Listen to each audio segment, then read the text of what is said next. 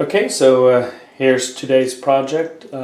This is the PS1, the later version, and we're going to take this apart and I'm going to show you how the inside looks and how to clean it properly and put it back together again. So first thing we need to do is flip it over. There are going to be 6 screws. There's going to be 1 in each corner and then 2 in the middle, which means we have to take off this warranty seal right there. You know, I have videos showing how to remove that sticker. But anyways, let's just take this apart first and then take a look at the insides. These are just regular standard Phillips screws, so that's easy enough. You don't need any special equipment. There we go. So now we can get to the last screw here.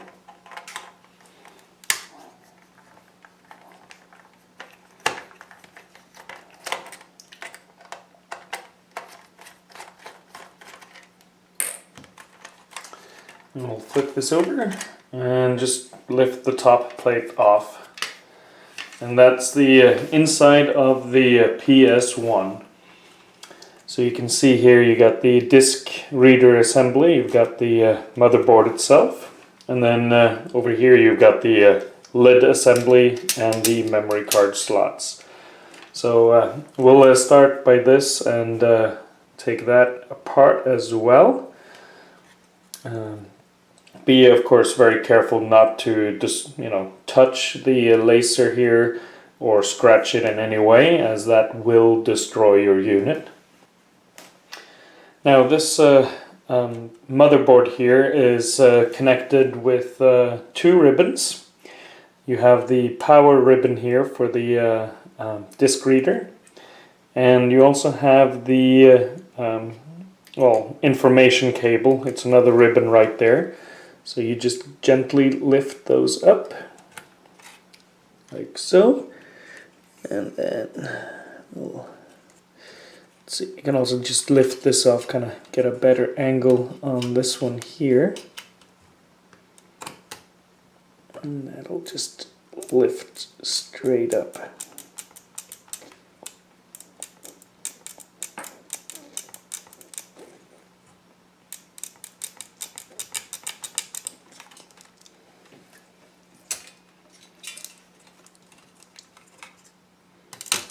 There we go. So that is the disc reader out. We can now lift this straight up. And you can see here you've got the actual motherboard itself. So let's see.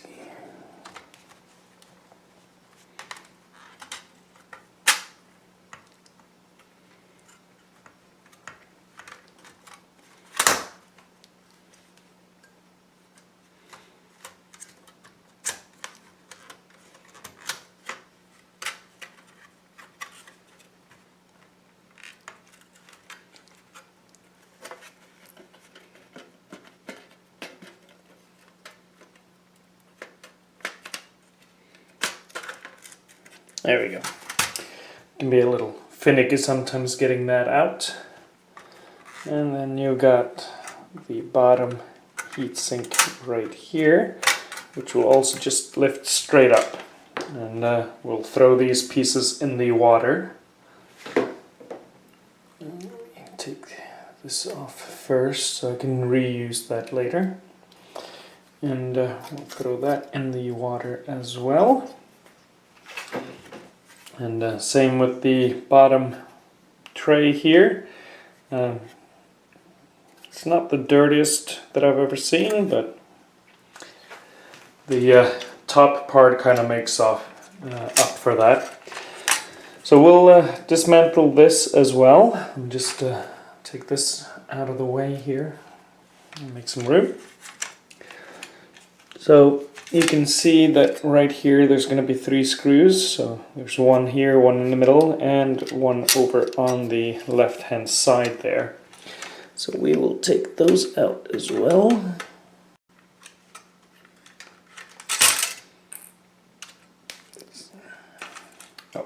that's the light switch there that just popped out, so throw that in the water. There you go. And now all the pieces pretty much fall apart. So you got the memory card dust covers there, and you can lift this straight up. You can see here it's got two little springs on either side here, and they will pretty much stay in place there, so we don't have to do too much about that. Then for the disc assembly itself, we'll take apart these buttons here. Well, not the disc assembly, but the lid assembly. So these things just kind of squeeze in, and you can then pop that out like so. And the same over here, although this is a little bit more finicky. You can see here it's got the pegs that you just squeeze in, but it also has over here kind of reverse, so you would have to pull these apart in order for the mechanism to drop out.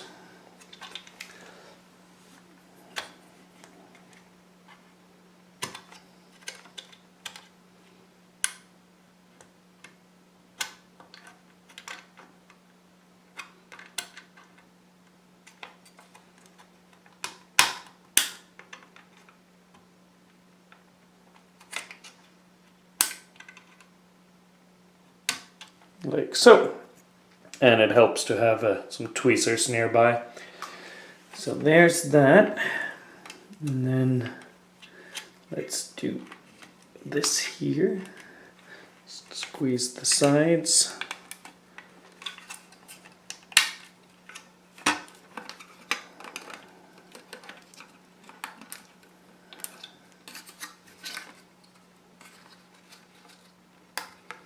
And then we can get the eject button out.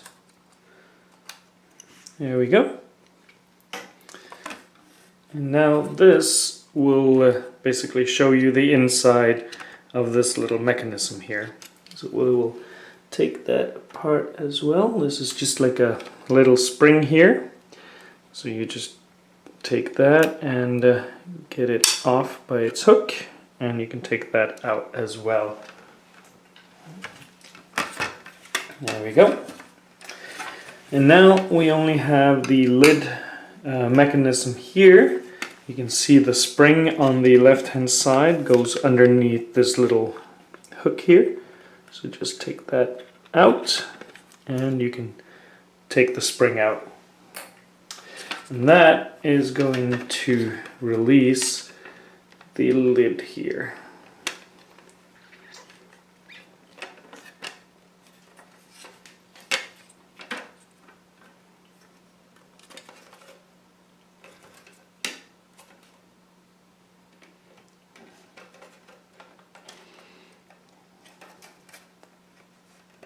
There we go. So just pinch and release. And then same over there. There we go. So now you got the whole top completely disassembled. We'll throw that in the water. And that is pretty much everything that there is to know about the PS1. So I will go ahead and clean these units here, and then go through the plastic pieces. So I will see you when that is all done. And here we are, everything is now clean and dry, so we're gonna put this baby back together again. Let's just move this out of the way, and we will focus on the lid assembly first. So first thing that we're going to do is to put this back in its slot here. So you can see right here it's got a tiny little peg on the left hand side here, and it's got another one over here which will fit into these holes on the side here. So we will just slide that in and just There we go. And that's the lid back on.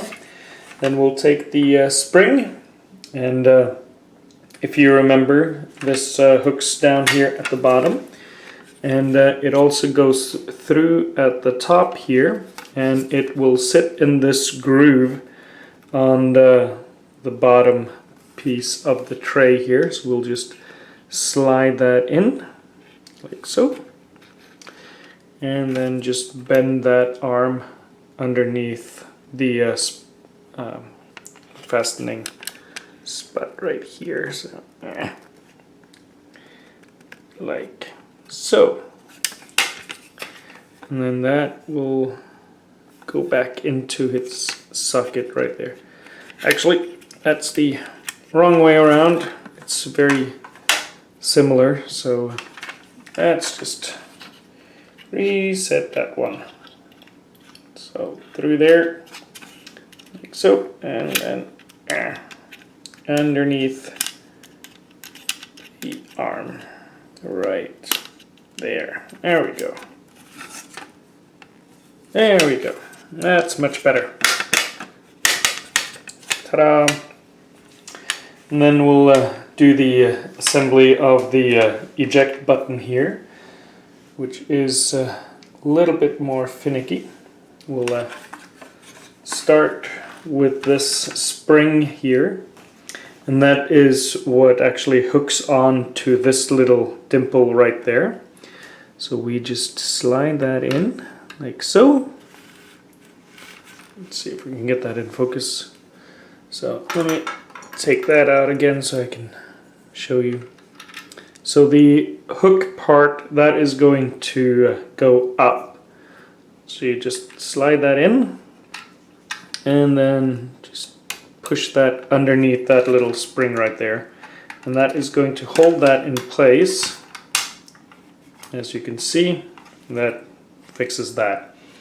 Then we'll take the eject button and just push that down into its socket. And we can do the same with the power. Just slide that in like so. And then we'll have on the bottom here the actual trigger mechanism, which will slide in like so.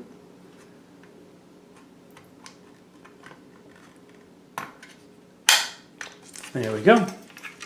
And then that is the eject button here all put back together again.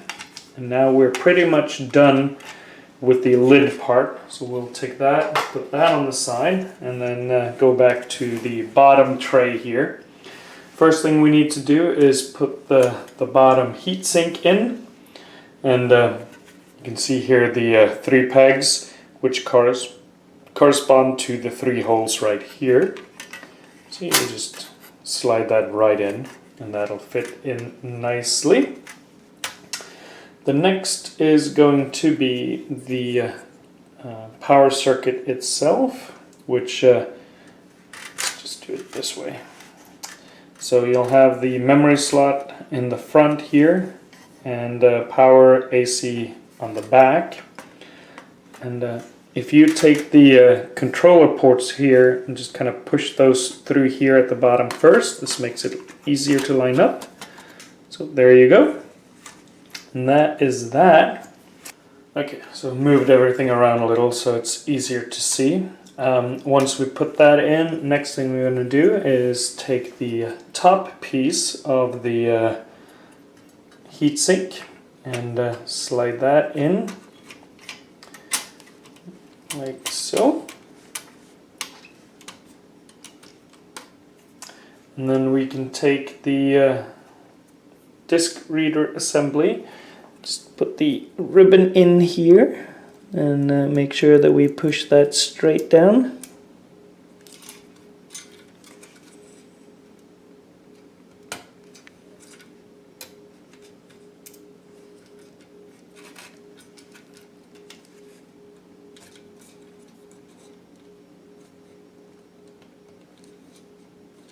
There we go. And we can rest that on the 3 legs. There you go. And then the power cable, slide that in. And we can use this from before and just tape that into place.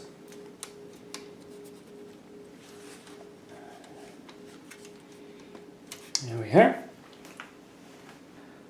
So after we've taped this down, we're pretty much done with the bottom piece, and we're going to head back to the top piece.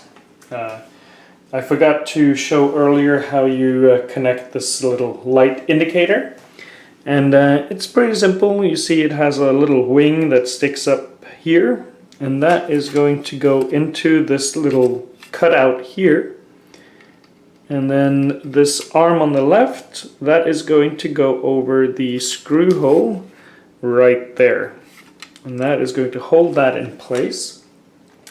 Next we're going to do is take the memory card slots. I like to take those at the very end because they have a tendency of falling out if you put those in earlier. But in any case, you'll see that they have tiny little legs sticking out here, or pegs, and they will go right here. So there's going to be one little slot there and another one over here, and then of course on the other side here as well.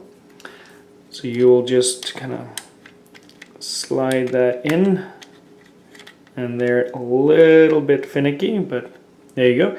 And as you can see, this is completely loose in here. So that's one, and then let's do the other one.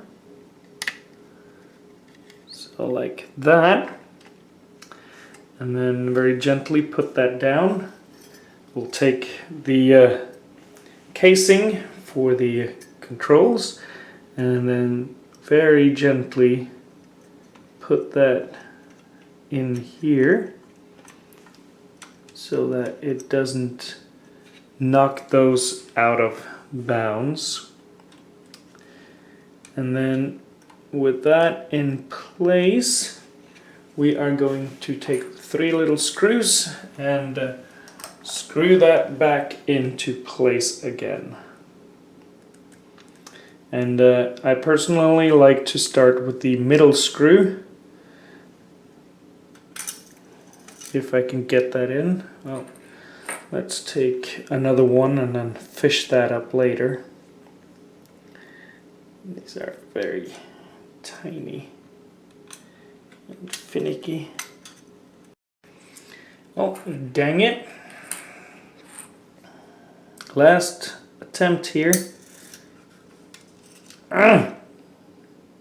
Hate these screws with a passion.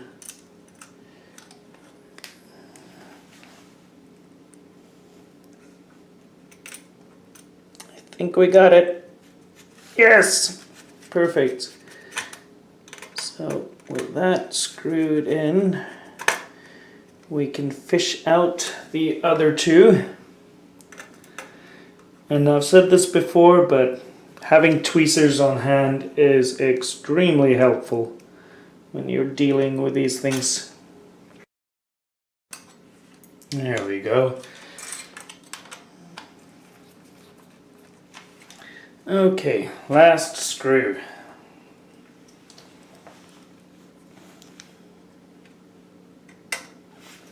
And then this screw is basically going to hold this metal plate together and also go through the light indicator over here.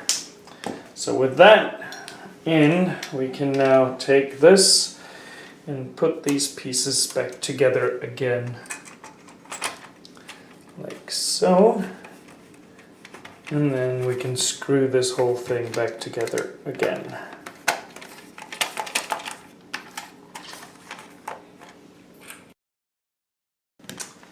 There we go, and that is now all set and done.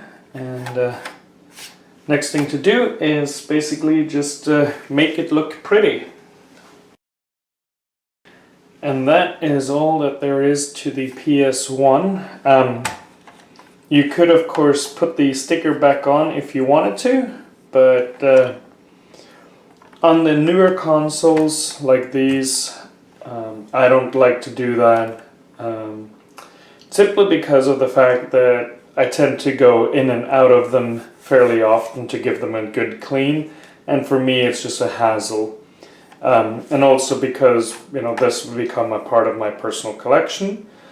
If I had done this for someone else or wanted to resell it, I'd put the sticker back on. So, but you know, for this, it's as good as new as it is. So of course, next step is to make sure that it actually plays games. Here we are. I got it hooked up over here by the previous PlayStation 1, the original one, and I have it hooked up with one of my favorite games of all time for the PlayStation 1, Twisted Metal. So let's see here, we'll switch that on, and it powers on. That's always a good thing. And let's see here if there we go. That is perfect. So it starts up. Now the question is, does it hello, does it also play the CD? And it does.